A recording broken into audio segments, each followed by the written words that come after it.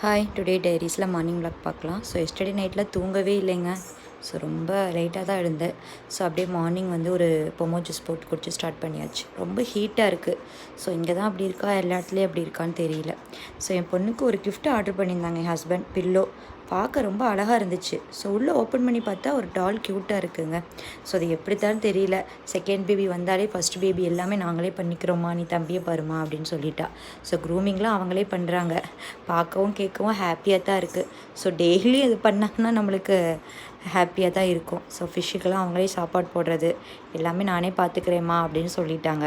அவளுக்கு பீட்ரூட் ஜூஸ்னால் ரொம்ப பிடிக்கும். ஸோ பீட்ரூட் ஜூஸ் போட்டு குடித்தாச்சு.